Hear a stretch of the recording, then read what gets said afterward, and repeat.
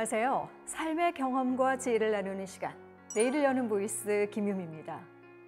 사람을 사회적 동물이라고 하죠. 태어나는 순간부터 가족, 학교, 단체 등에 소속돼서 주변 사람들과 함께 영향을 주고받으며 살아가게 되는데요. 다양한 사회적 갈등이 불거지고 있는 요즘, 연대와 상생을 위한 공동체는 과연 어떤 것일까요? 오늘 내일을 여는 보이스 이 시간에는 시민과 함께하는 정책 플랫폼을 운영 중인 최치현 이사장과 함께 5월 그리고 따뜻한 광주 공동체라는 주제로 이야기 들어보겠습니다. CNB 시청자 여러분 안녕하십니까?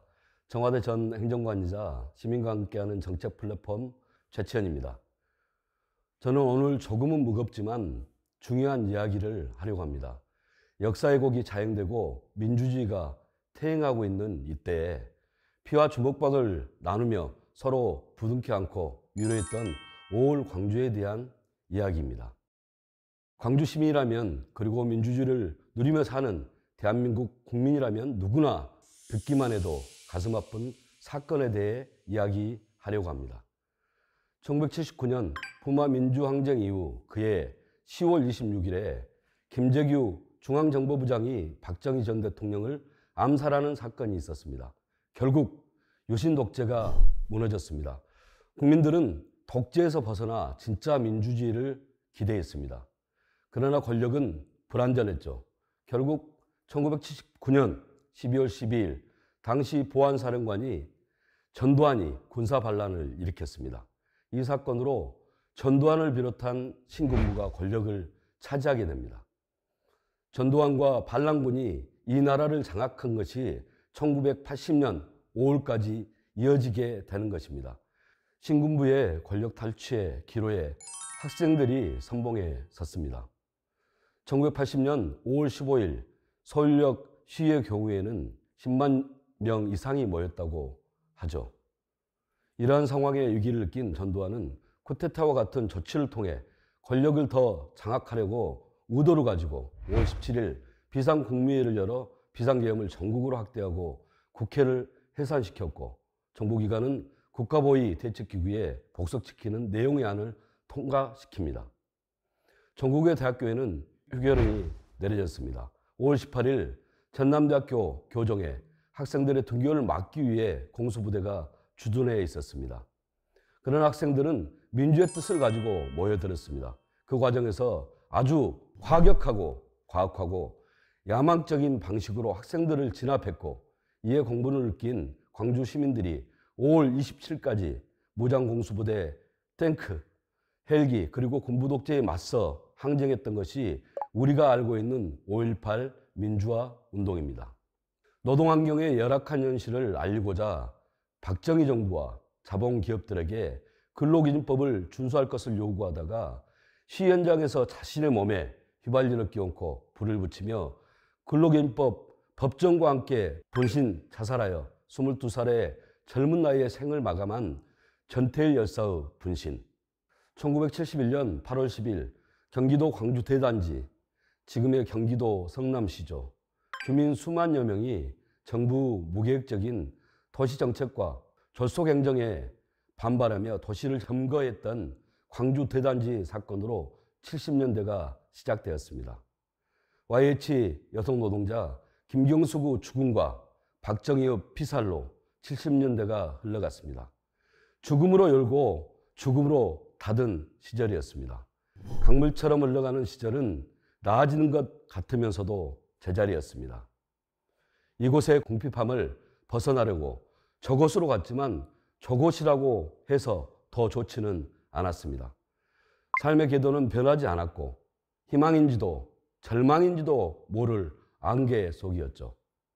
이 시절에 속성을 조세희 선생은 안과 밖이 구분되지 않는 메비우스 띠로 운유했고 시인 각재구는 언제 올지 모르는 막차를 기다리는 필부필려들의 고단함으로 이 시절의 마음속 풍경을 스케치했습니다. 모두가 침묵할 때 5월 광주는 소리쳤습니다. 80년 5월 18일에 본질은 여기에 있습니다. 모두들 침묵해야 한다는 것을 알고 있었고 실제로 나라 전체가 침묵했습니다. 오직 광주에서만 소리쳤습니다. 왜 그랬을까요? 광주에 사는 모든 학생 시민 대중은 거의 모두가 농촌 공동체적 경험에 뿌리 박았던 농민의 아들, 딸이었습니다. 따라서 70년대의 전 기간을 통해 저농산물 가격 정책과 부등가 교환 양식이라는 공업 근대화 정책에 가장 먼저 희생된 계층일 수가 있었습니다. 박정희 독재 체제 기간 동안 지역 간 불균등 개발로 인한 농촌 소비도시의 역할밖에 할 수 없었던 광주나 전남의 농촌 지역에서 소위 호남 푸대접이라는 광범위한 대중적 인식이 만연되었던 점을 들 수 있습니다. 이는 지역 감정이라기보다는 근대화의 정석적이며 매판적인 추진이 몰고 온 당연한 결과였고 전남의 농촌 공동체가 새마을 운동이라는 미명하에 대량 인원과 급작스런 소음 몰락 등으로 생존의 뿌리를 뽑힌 데서 오는 불만이었습니다. 광주 대단지 사건과 IH의 김경숙이 떠난 이들의 항쟁이라면 광주 항쟁은 남은 이들의 투쟁이었습니다. 떠난 이들과 남은 자들이 공유했던 것은 전라도 농촌 공동체의 몰락이었습니다. 그것은 구체적으로 내 가족, 내 이웃의 생존이 벼랑 끝에 서 있다는 것을 뜻했습니다. 떠난 이들이나 남은 이들이나 등골이 휘도록 1년 내내 이리야 겨우 한 그룹의 굴비와 한 광주리의 사과를 얻을까 말까 했습니다. 온 없이 떠돌았고 이제는 떠도는 곳조차 힘겨웠던 더 이상 갈 곳 없는 사람들이 맨몸으로 추악한 폭력에 맞선 것이 5.18 광주 민중항쟁이라고 할 수 있습니다. 맞섬은 죽음을 불렀습니다. 보통의 관심을 갖고 있는 이들에게 5.18은 참혹한 죽음입니다. 틀린 예는 아닙니다만 그것은 전부가 아닙니다. 친구와 누이, 아버지의 죽음을 방관할 수 없었던 평범한 사람들의 자연스러운 분노가 항쟁의 표층을 형성했습니다. 항쟁은 결코 우연이 아니고 얼마 후 진압당할 것이며 그럼에도 궁극에는 승리할 것이라는 냉철한 성찰이 심층에 자리하고 있었습니다. 표층의 감성과 심층의 지성이 그야말로 화학적으로 결합한 사건이 5.18이었습니다. 광주 시내 중심부에서 개헌군을 몰아내고 해방영주를 실현한 힘, 그 혼란의 와중에 사재기도 잡도둑도 없이 대동세상 광주 공동체를 만들 수 있었던 저력이 바로 여기에 있습니다. 죽음의 길을 향해 당당히 걸어간 위대한 광주였습니다. 탱크와 헬리콥터를 앞세우고 개헌군이 진압하기 직전 항쟁 지도부의 핵심 인물이었던 윤상호는 함께 죽겠다는 고등학생과 여대생들을 강제로 귀가시키면서 말했습니다. 너희들은 이 모든 과정을 지켜보았다. 이제 너희들은 집에 돌아가라. 우리들이 지금까지 한 항쟁을 잊지 말고 후세에도 이어가길 바란다. 오늘 우리는 패배할 것이다. 그러나 내일의 역사는 우리를 승자로 만들 것이다. 죽음의 길을 당당하게 걸어가야만 5.18이 사건을 뛰어넘어 역사가 되고 마침내 승리할 수 있다는 명확한 전망을 가졌던 인물이었습니다. 그것이 광주의 입장이었죠. 참혹하게 당했지만 광주는 무기력하게 무너지지 않았습니다. 5.18의 실상이 외부에 알려지면서 1980년대 내내 전국의 청년 학생 노동자들의 죽음이 끊이지 않았습니다. 그들은 학살 정권 타도를 외쳤습니다. 광주에 가는 끔찍한 소문은 도무지 믿을 수가 없었습니다. 소문이 사실이라는 것을 증명하기 위해 그들은 그렇게 제 목숨을 내놓았던 것입니다. 죽음을 증명하는 방법은 죽음밖에 없었습니다. 그런데 광주는 1980년대 10년 동안 죽음을 알리는 방법으로 죽음을 선택하지 않았습니다. 광주는 이미 너무 많이 죽은 도시였습니다. 광주 바깥에서 떠돌았던 광주에 관한 소문이 광주 안에서는 두 눈으로 확인한 진실이었습니다. 죽을 필요가 없었습니다. 결코 그래서는 안 됐고 그럴 자격조차 없었습니다.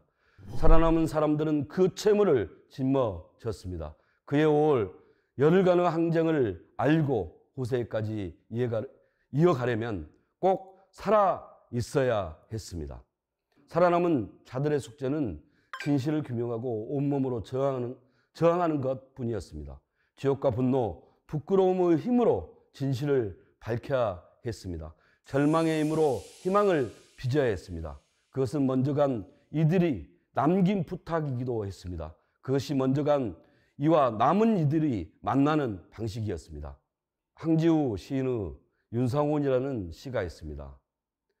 나 윤상원이 그리고 자네 우리 들불로 번시세 우리 번개치세 우리 다시 하세 다시 살세 좀 있다 보세. 이 시에는 마침표가 없습니다. 끝이 마침표라면 과정이자 삶이 쉼표입니다. 들불로 번지고 번개치고 다시 하고 다시 사는 것이 윤상원의 의지입니다.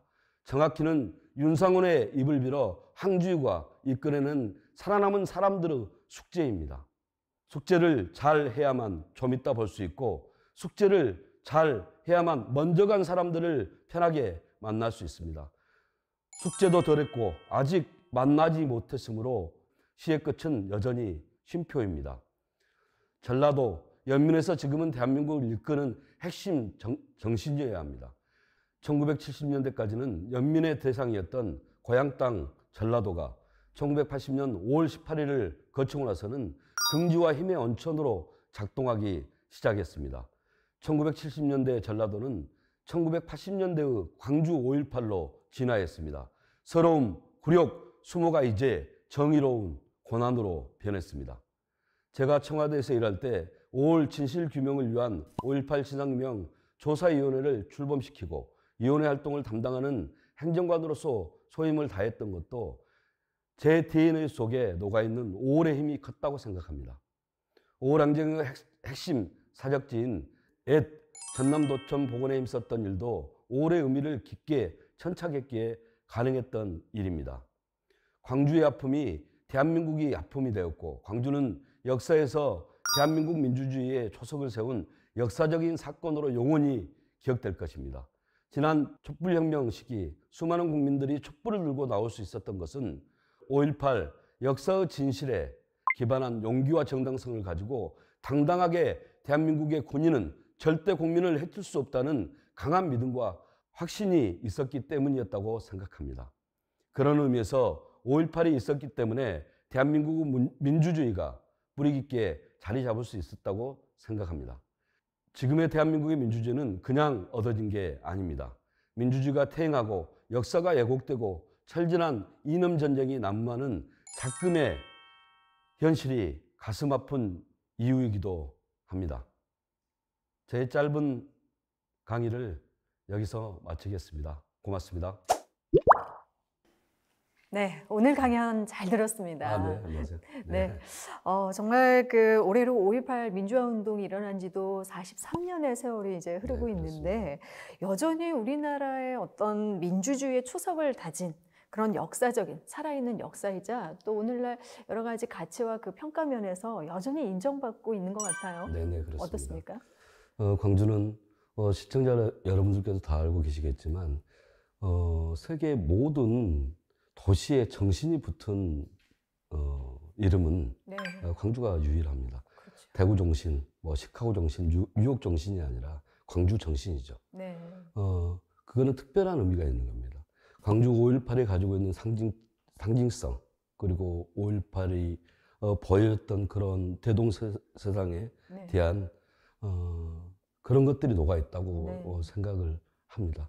결국은 지금의 대한민국의 민주주의는 5월로부터 왔다고 해도 과언이 아니라고 생각을 하고요. 네. 그 5월이 있었기 때문에 87년의 6.18항쟁에 거대한 그런 분수령을 만들어냈고 결국은 정권개최를 했던 거고 지금의 민주주의의 토대를 만들어냈고 근자에는 저희들이 절대 권력을 촛불혁명을 통해서 끌어내렸던 것도 그 저변에는 5월 정신이 끊임없이 발전, 개성되어 왔기 때문에 가능한 일이었다고 저는 믿고 있습니다. 네, 그날의 정신, 5월 정신이기도 하지만 말씀하신 것처럼 도시의 정신이 붙는 건 유일하다. 네네, 광주 그렇습니다. 정신. 네. 우리가 이렇게 광주 정신, 5월 정신이라고 불리는 데는 네. 정말 여러 가지 이유가 있지 않겠습니까? 네네, 그렇습니다. 최 이사장님께서도 5.18 민주화 운동은 또 남다른 의미로 다가오실 텐데요. 네네. 어떻습니까? 그렇습니다. 제가 70년 개띠인데요. 네. 초등학교 4학년 때 80년 5월을 간접 경험을 했죠. 대한민국에서 70년대 생들, 초반 70년 이 세대들이 지금 보면 뭐 조사에도 나옵니다만은 가장 진보적이라고 얘기를 하는데요. 네. 그만큼 5월이 저희들 가슴 속에 직접 항쟁에 참여는 하지 않았지만 청년기를 관통하고 청소년기에 배우고 그런 위대함을 끊임없이 학습했던 것 같습니다. 네. 그렇기 때문에 가장 이 사회에 대해서 본질을 깨트리려고 하고 그런 세계관을 만들고 그리고 저희들은 어찌됐든 또 저희 세대는 군부독재 하에서 그렇죠. 성장하지 않았습니까? 네. 결국은 이 땅의 민주주의가 얼마나 소중한지 그리고 아니 군인들이 왜 정치를 하지? 얘네들은 왜 폭압 정치를 하고 탄압을 하고 그 무고한 사람들을 죽이고 감옥 네. 보내고 이런 것들에 대한 혼란스러운 부분들이 굉장히 좀 컸던 것 같습니다. 네. 근데 결국은 그건 저항하지 않으면 이겨낼 수 없는 것. 그러니까 지금의 민주주의가 저는 굉장히 좀 소중하다고 생각을 합니다. 그렇군요. 네네. 저항의 그런 공동체들의 어떤 모습들이 학습이 됐고 네. 그런 것들이 또 민주주의가 얼만큼 절실하고 소중한지를 느끼게 네. 하는 그런 세대의 중심으로서 네. 이제 이 네. 민주주의, 특히 5.18 광주 민주화 운동을 또 바라보고 계시는데요. 네. 연대와 협력, 네. 그리고 대동 정신처럼 정말 공동체 정신으로 어려울 때마다 그걸 네네. 극복하는 모습들이 참 대단한 것 같습니다. 네네. 요즘 특히나 뭐 사회, 경제, 정치 여러 가지 면에서 갈등이 만연한 시대에 네네. 더 이런 것들이 필요하지 않을까라는 생각도 드는데요. 어떻습니까? 그렇습니다. 지금의 시대를 저희들이 각자 도생의 사회로 규정하고 있지 않습니까? 네.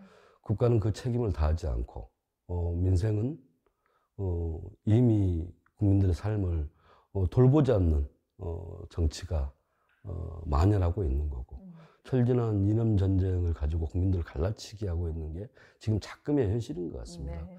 그런 측면에서 본다라면 결국은 광주 5월이 보여줬던 그 열흘간의 대동정신, 피를 나누고 주먹밥을 나누고 행정이 없고 정치가 없는 그 속에서도 스스로 자치를 이루고 행해졌던 네. 이제 이런 거를 우리가 대동정신이라고 하지 않습니까? 네. 그런 5월의 정신이 대한민국을 관통하는 소중한 자산이 되었으면 좋겠습니다. 네. 그렇기 때문에 큰 선거가 있을 때마다 대선이 있을 때마다 또 내년이 총선인데요. 5.18 정신을 헌법 전문에 수록을 하자. 모든 정치인들이 동의를 합니다. 네. 근데 실행을 하지 않죠. 5.18의 정신이 대한민국을 이끄는 저는 강력한 에너지이자 관통하는 정신이 됐으면 하는 그런 바람이 굉장히 간절합니다. 네, 뭐 정치, 사회, 경제 등 모든 게 사실은 같이 함께 상호적으로 네, 연결돼 있다는 면에서 네. 정치적인 부분에서도 이런 5월의 정신, 우리 광주 정신이 필요하고 그건 결국 공동체 정신에서 이제 네, 나오는 건데요. 그렇습니다. 시민들과 지금 그래서 함께 하고자 하는 여러 가지 일들이 있습니다. 네, 물론 네. 이제 위기와 어려울 때 네, 우리가 네. 민주주의를 위해서 공동체 정신이 발현됐던 것도 네, 있지만 네. 각 분야에서 시민들과 함께 하고자 하는 의미로 정책 플랫폼을 지금 운영하고 네, 네. 계신다고 들었어요. 혹시 구체적으로 어떤 일을 하시는지 궁금합니다. 네, 네. 이름 속에 좀 다 녹아 있는데요. 네. 사단법인의 이름이 시민과 함께하는 정책 플랫폼 함께입니다. 네. 그러니까 이름만 듣더라도 그 안에 다 저희들이 하는 일들을 좀 녹여냈는데요. 네. 결국은 저희들은 이제 도시에 살고 있지 않습니까? 도시는 여러 가지 갈등들이 있는 거고 우리들이 기본적인 가정부터 시작해서 마을로 그리고 거대한 도시 150만이 사는 광주 공동체를 이루고 있는데 네. 이 안에는 여러 가지 문제들이 있겠죠. 그리고 그런 문제들을 해결하는 방법, 이 갈등을 조절하는 것 이런 것들이 굉장히 좀 중요하다고 생각을 합니다. 네. 결국 삶의 질은 타자가 봤을 때는 쉬운 문제지만 본인은 어려운 문제들이 굉장히 많죠. 네. 이게 집단과 집단이 충돌했을 때는 더더욱 그렇다고 생각을 합니다. 이런 갈등들을 해결을 하고 조율하고 테이블을 깔고 그리고 보다 나은 아젠다들을 몇 사람의 힘으로 하는 게 아니라 네. 시민들의 집단 지성으로 토론하고 네. 대안을 만들고 실행할 수 있는 액션 플랜을 만들어서 진행하는 이런 대안들을 만들어내는 그런 사단법인입니다. 네, 지역에 어떤 갈등의 현안이 있다면 어떤 거라도 함께 네, 같이 만들어서 우리가 같이 함께 모여서 해결하고자 하는 네네. 그런 기회를 이제 마련해주고 있는 곳인데 네. 공동체라는 게 사실 계층, 세대별로 굉장히 다양하지 않습니까? 네. 그래서 여러 계층과 다양한 세대가 함께 어울려서 이런 것들을 해결하기가 쉽지만은 않은데 네, 그렇습니다. 가장 중요한 가치가 우리가 이제 꼽는 게 서로 이해하고 배려하자 네, 이런 그렇습니다. 것들입니다. 그렇습니다. 그걸 몸소 또 느끼실 것 같아요. 네네. 그러니까 광주를 규정하고 광주에 살면서 느끼는 거는 저는 광주의 어떤 위대함이 저희들이 꼭 책으로 배워서 누가 깊이 있게 공부를 시켜줘서 그런 게 아니라 네. 우리들은 알게 모르게 나와서 태어나서 살아가면서 주변의 어른들의 얘기를 듣고 친구들의 얘기를 듣고 선배들의 얘기를 듣고 은연중에 우리의 피 속에 DNA 속에 이런 정의로움들이 저는 박혀 있다고 생각을 합니다. 네. 그런 삶의 태도들이 결국은 이타적 삶을 추구하게 만들고 더불어 사는 이런 사회적 동물로서의 이런 것들을 좀 삶을 끌어올리고 있다고 저는 믿거든요. 네. 그건 역사적으로 증명할 수 있는 것들이 너무나 많죠. 그러니까 이순신 장군께서 양모남 시무국가를 얘기했던 거는 괜히 한 얘기가 아니죠. 이순신 장군은 서울 사람이고 본이 아산인데요. 결국은 해군 총사령관으로서 내려왔지만 휘하의 장군들은 전부 다 전라도 사람들이었죠. 네. 그 힘을 봤던 것이죠, 결국은. 그러니까 그런 역사적인 사건을 경험들을 보더라도 광주가 가지고 있는 전라도의 힘은 그런 데에 있다고 저는 좀 믿고 싶습니다. 네, 전라도의 힘 네. 얘기해 주셔서 네. 혹시 이제 공동체에 대한 어떤 활동들을 많이 하시다 보면 네. 그만큼 이제 삶의 만족도도 높아지고 네, 그래서 네. 우리 지역, 이 전라도가 갖고 있는 어떤 장점 좀 자랑을 해주셔도 될 것 같아요. 네. 간단하게. 네. 전라도는 한 가지 예를 좀 들어보겠습니다. 가까운 월곡동에 고려인 마을이 있지 않습니까? 네. 많은 고려인들이 까레스키 분들이 와서 공동체를 이루고 있는데요. 그 힘은 뭘까? 그분들이 광주에 정착을 하고 그 많은 분들이 다른 도시들도 많은데 단순히 따뜻해서 그럴까? 기후가 좋아서 그럴까? 일자리가 많아서 그럴까? 여러 가지 조건들이 있겠지만 그게 저는 광주의 힘이라고 생각을 합니다. 비록 국적은 다르지만 그 역사성을 이해를 하고 독립운동을 하다가 이영만리로 떠날 수밖에 없었던 그 후손들을 바라보는 시선 그리고 진심으로 끌어안는 그 강한 어떤 힘 네. 이러기 때문에 이웃이 이웃을 돌보듯 그런 돌봄이 작동을 하는 거고 도움이 필요할 때 손을 내밀 때 그거를 뿌리치지 않고 손을 맞잡아주고 이러다 보니 그 초창기에 누군가는 왔을 텐데 광주를 그렇게 평가를 했을 거라고 생각을 합니다. 네. 그리고 정치는 시의회는 가장 먼저 조례를 만들고 뭐라도 도울 수 있는 것들을 찾고 네. 이런 것들을 보면 이게 광주만이 가지고 있는 다른 도시들이 흉내낼 수 없는 그런 강력한 힘이지 않을까 저는 그런 생각을 많이 하고 있습니다. 네. 대화 초입부분에 각자 도생이라는 말도 하셨고 네. 갈등이 많고 또 개인주의가 만연되어 있는 그런 시대를 살아가고 우리가 그래서 이제 공동체 힘이 필요하다, 네. 가져야 한다가 아니라 오늘 말씀 듣고 보니 네. 우리 마음속 깊은 곳에는 공동체 힘이 네. 있다라고 느껴집니다. 네. 자, 오늘 강연과 대화를 좀 마무리 짓고 네. 또 시청자분들께 전하고 싶은 말씀이 있으면 한 줄 평 부탁드리겠습니다. 네. CNB 시청자 여러분 오늘 고맙습니다. 반갑습니다. 나무의 꿈은 한 그루 낙낙장송이 되는 게 아니라 더불어 숲을 이루는 겁니다. 사람이 살아가는 생애도 그와 다르지 않을 거라고 저는 생각합니다. 사람은 혼자서 할 수 있는 것이 그리 또 많지도 않습니다. 그렇기 때문에 사람 또한 더불어 함께 가고자 하는 것이고요. 광주의 어떤 정신을 품고 사람 또한 더불어 숲을 이루다 보면 우리가 사는 광주는 더욱더 강해지고 위대해지고 커다랗게 되리라고 저는 확신을 합니다. 민주, 인권, 평화의 도시를 넘어서서 청년들이 꿈과 희망을 품고 살 수 있는 그런 광주를 꿈꿔봅니다. 네, 고맙습니다. 네, 오늘 말씀 잘 들었습니다. 고맙습니다. 네, 고맙습니다. 시대와 세대를 잇는 5월 정신은 더불어 함께 행복한 따뜻한 공동체를 만들어가고 있습니다. 혼자보다는 여럿이, 갈등 대신에 이해와 배려가 넘치는 내일의 광주를 기대해 봅니다. 자, 오늘 내일 여는 보이스 이 시간 여기서 마치겠습니다. 함께해 주신 여러분 고맙습니다.